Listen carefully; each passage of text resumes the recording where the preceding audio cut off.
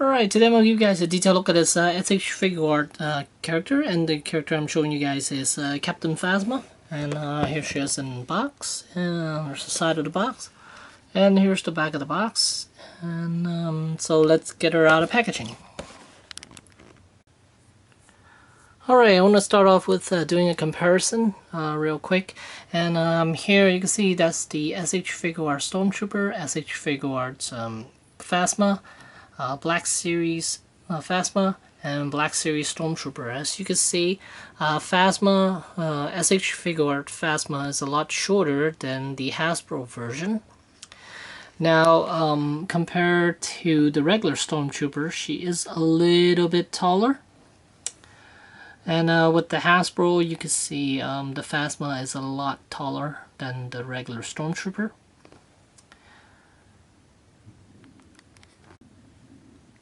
And standing next to the Hasbro Stormtrooper, she is a tad bit taller, not by much. So as far as height difference, it seems either Hasbro got it totally correct, or Hasbro did it a little too big, or maybe SH Figuarts made it too small. Most likely SH Figuarts made the Phasma a little bit too small.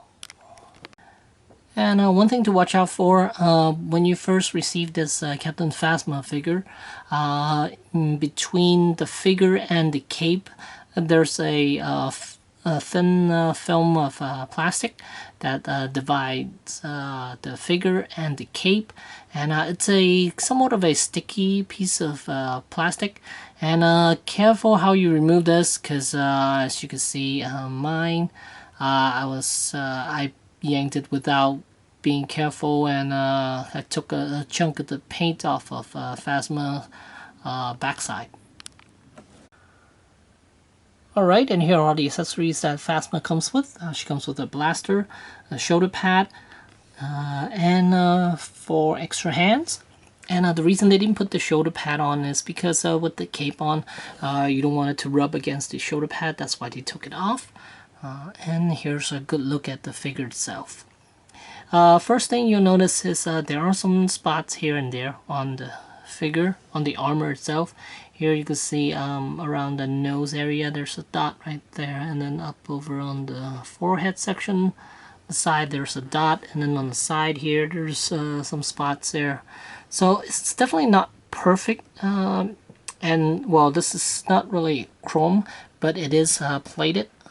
This silver paint is plated on, so you gotta be somewhat careful with it, because otherwise it will start chipping. And here she is from the back, and she does have a rubber cape, just like the Hasbro version.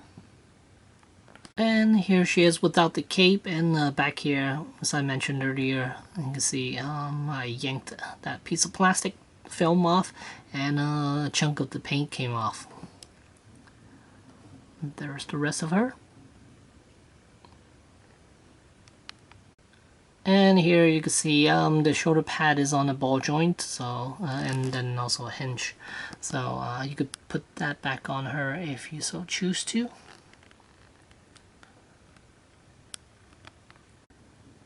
And as far as posability, I find that she is almost exactly the same as your regular Stormtrooper from Figuarts. The hand itself is a little bit weak, because she doesn't loop around, the fingers doesn't loop around all the way, so you do have a tendency of not being able to have her hold the weapon properly, or not as tightly as you want it to, unlike the Stormtrooper, where they actually have a hand that kind of loops around the grip, while this one doesn't. So that's a little bit annoying, and the fact that the paint can be very tricky, because you don't wanna chip the paint, so you gotta be somewhat careful when you're posing this figure. But otherwise, everything's exactly the same, where it has a ball jointed head, and then base of the neck another ball joint, and then shoulders are on a ball joint, and you already saw the shoulder pad is on a ball joint. Then there's a bicep swivel double jointed elbows and ball hinge wrists. And then chest, there's a ball joint. And then waist, there's a ball joint. And then the hips, a ball hinge. Double joint knees, ball hinge ankles, and toes, and there's a hinge joint there too. So as far as articulation, yeah, it's almost exactly the same as the Stormtrooper. Oh, and the pouches are on a hinge, so they can move out of the way when you're bending her knees, so it doesn't scratch the paint. Alright, here's another look at her. And I decided not to put the cape back on. Just figuring I finished the review with the cape off.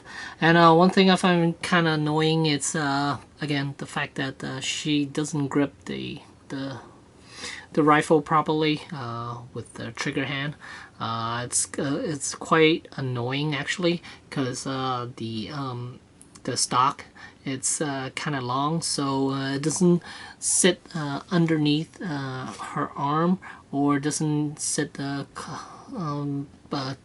tugged up to her shoulder, so that's a bit annoying. And I guess if you mess with it a bit longer, maybe you'll be able to do that. But I'm just trying to be very careful not to chip the paint anymore.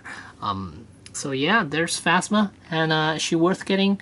At retail, yes, but with it being sold out extremely quickly, I'm not sure how much she's going to be in the secondary market, especially on eBay and stuff like that.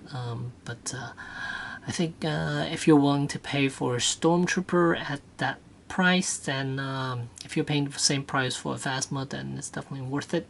But if you're paying upwards of 80 to 100, then I'd say don't get it, because she is a little bit tiny, and I believe another company is making another Phasma. I think it's Mafex that's making another Phasma, and that one is chrome, so that one might be worth getting too. So I might pick up that one when it comes on pre-order. So there you go, there's Phasma from SH Figuarts. Thanks for watching.